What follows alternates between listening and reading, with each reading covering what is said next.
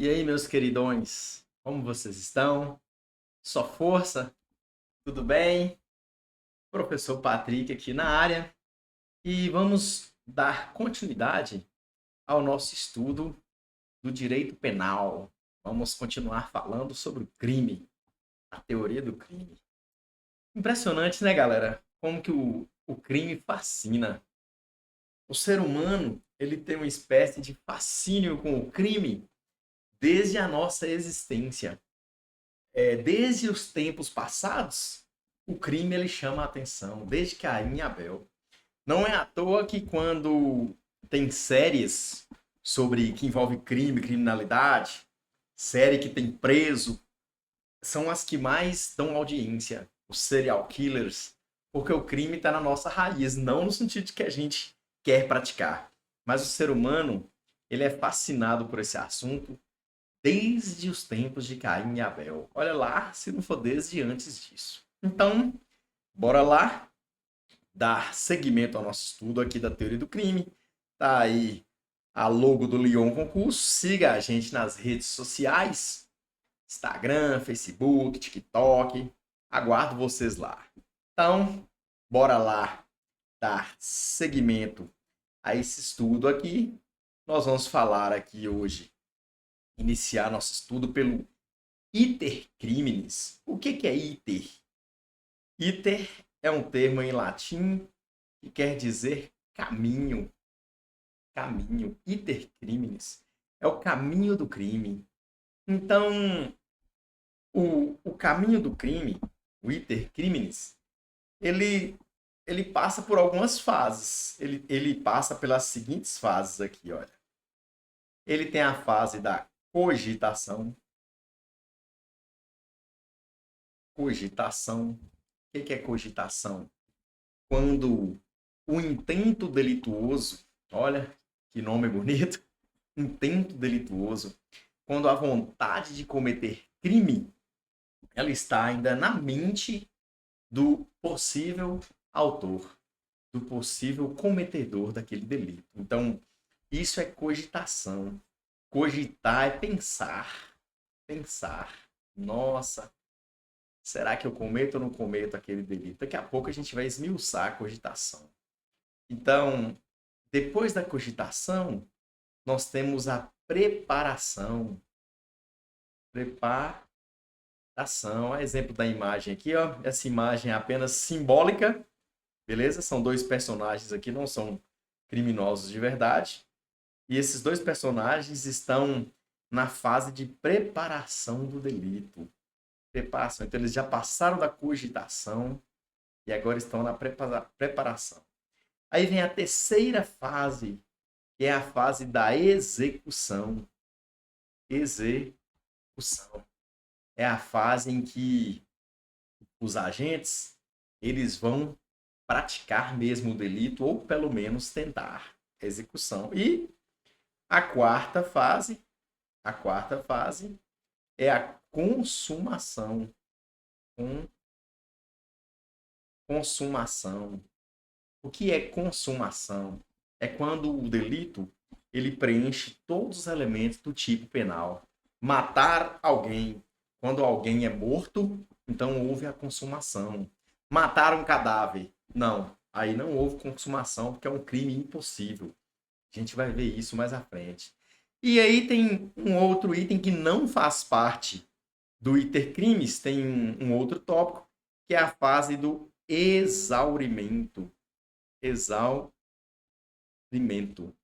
O exaurimento, ele não preenche o iter criminis. Ele não faz parte do iter criminis.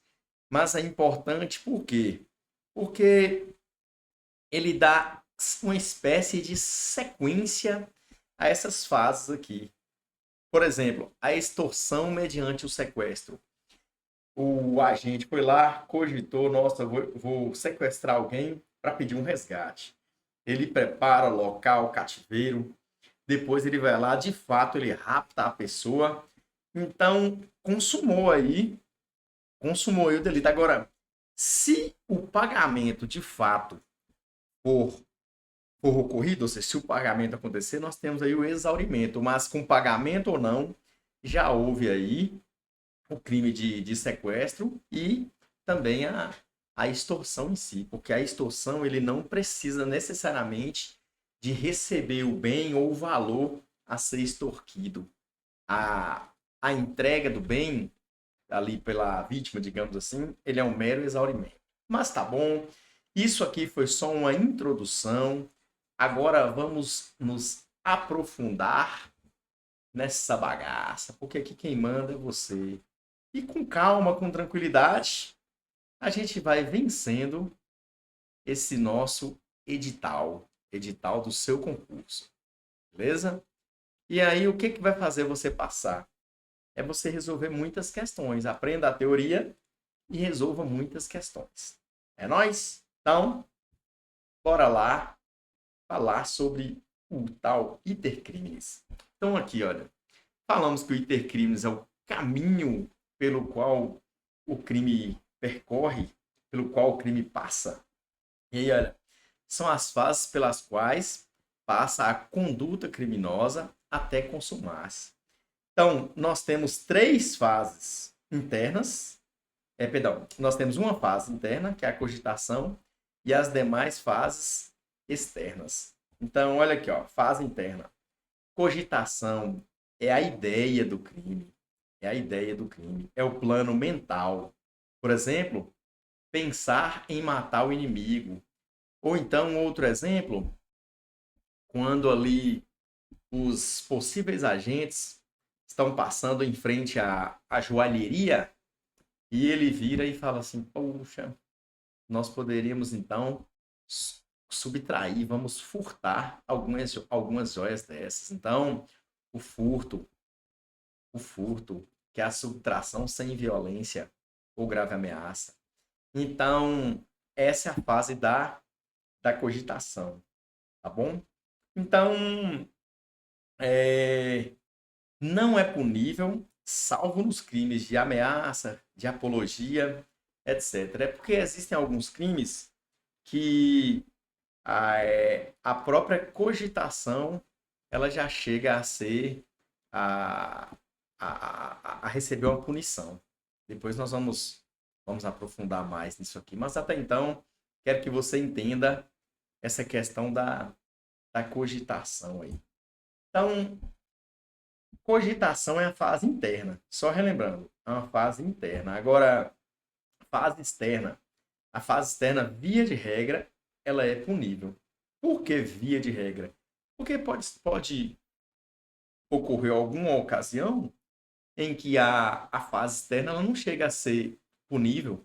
Por exemplo, por impropriedade do meio. O cara quer matar outra pessoa, A quer matar B, mas ali é, a arma de B era de brinquedo.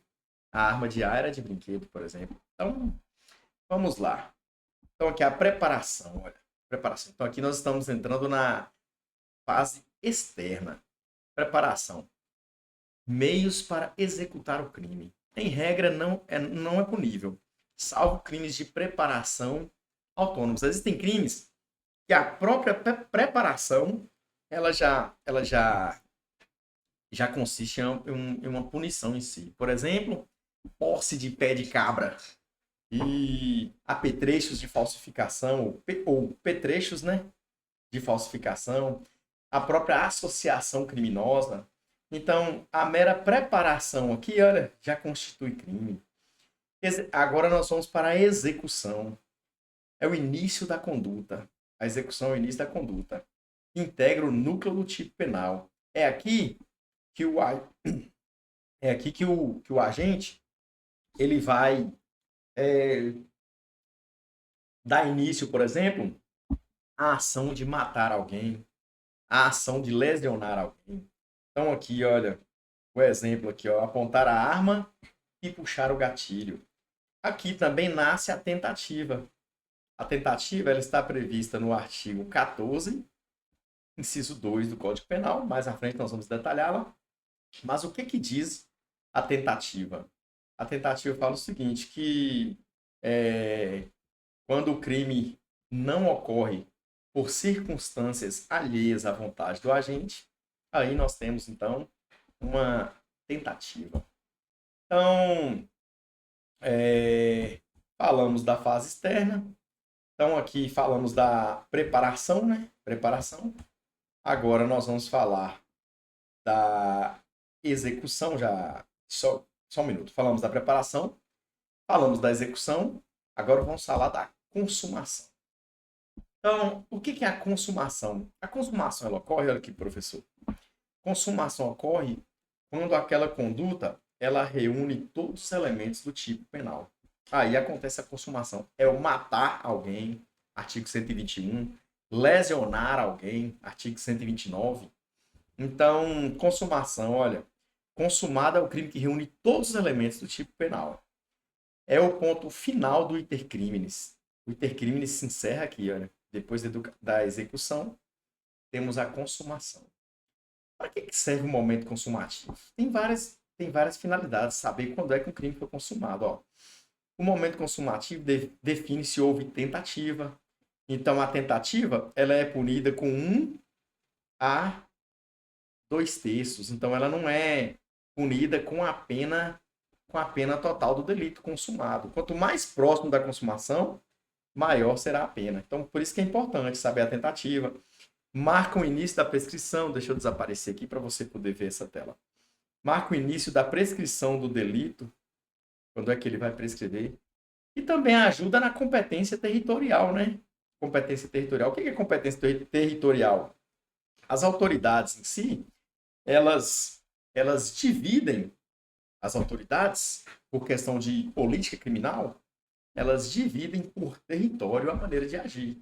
Então, é por isso que tem, por exemplo, TRF1, TRF2. Então, um delito, por exemplo, consumado no estado A, ele fica na competência das autoridades daquele estado A, via de regra ali, tá bom? Então, essa é a importância da tentativa. E a questão do flagrante também, a consumação ela é importante por isso. E a consumação é importante para saber, além da competência territorial, a consumação é importante para definir o flagrante. E aí, olha, tem também a questão dos crimes permanentes. O que é um crime permanente? É aquele delito que se protrai no tempo. Ele protrai no tempo. Por exemplo, o sequestro é um crime permanente, a invasão de domicílio é um crime permanente. Ela é diferente, por exemplo, de um delito de homicídio, em que a consumação ocorre naquele instante ali e pronto. Então, delito permanente, a consumação ela se protrai, ela se prolonga no tempo. Tá bom? A exemplo de um sequestro e cárcere privado, a exemplo de uma invasão de domicílio. É isso aí, galera. É isso aí. É o direito penal e suas nuances. É a nossa querida teoria do crime. Bora lá. Quando é que o crime se consuma? Então, olha, depende da natureza do delito. Então, olha aqui o professor. Essa parte da matéria aqui, ela é muito importante você entender. Por quê? Por questão de didática. Eu trouxe aqui, olha, junto à consumação, um tópico do seu edital que é a classificação dos delitos. Então, em vez de trabalhar a classificação dos delitos de modo isolado, para você não esquecer, o que o professor Patrick fez? O professor aqui trouxe para você agora a classificação dos delitos juntamente com a consumação. Aí você não esquece e você vai destruir a prova. Você lembrando disso, aí vai lembrar, é claro. Então, bora lá, meus casca de bala. Então, aqui, ó. Então, quando é que o delito se consuma? Depende da natureza. Então, existem crimes materiais. Crimes materiais são aqueles que exigem um resultado naturalístico.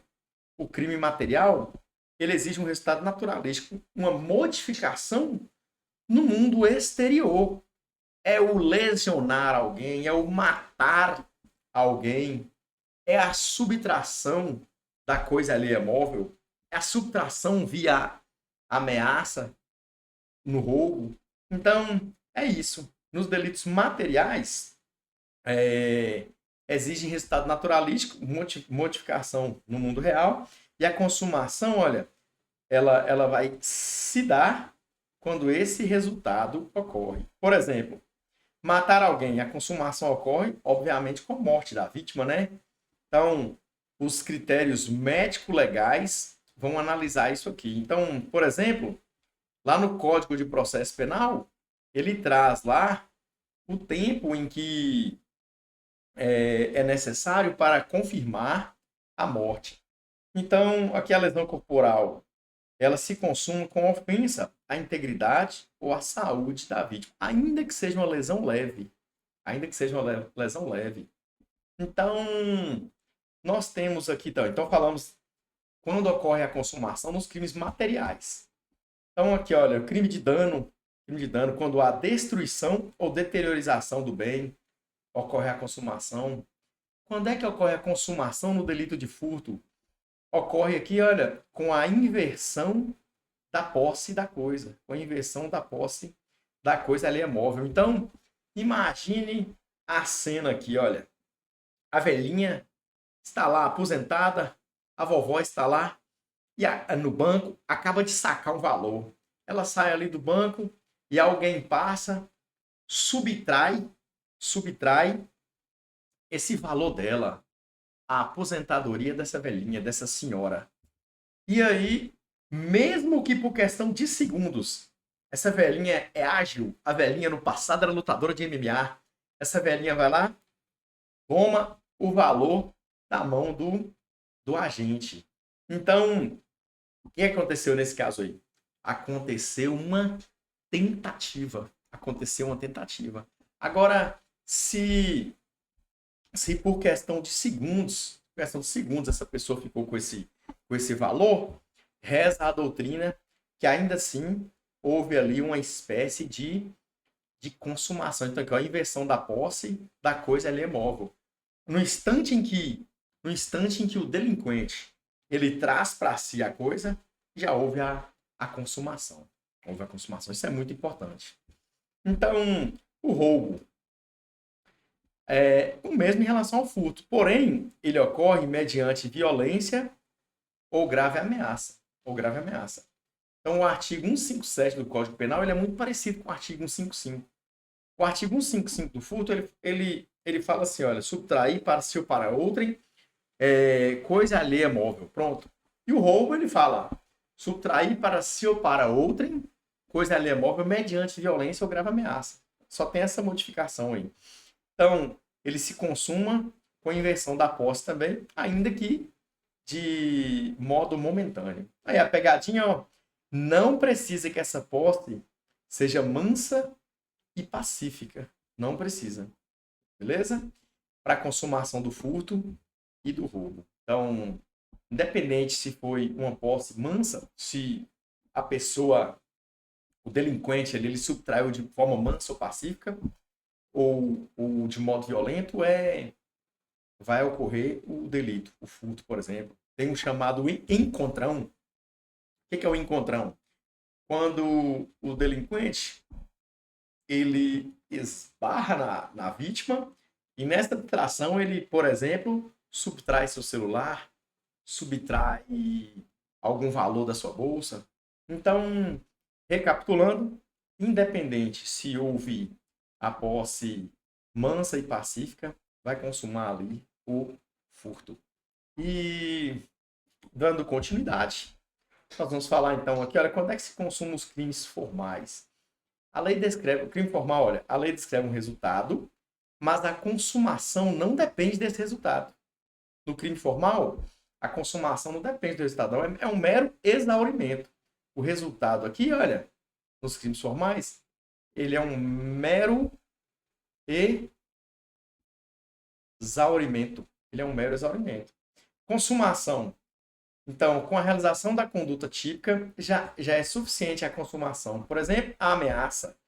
Consuma com a prolação, com gesto, né? Com a intimidação. A ameaça se consuma com a intimidação. Então, não precisa causar medo na vítima. Não precisa causar medo. O medo podemos dizer que é um mero exaurimento. E falso testemunho, consuma com a declaração falsa em procedimento. Não precisa influenciar a decisão, por exemplo, do juiz.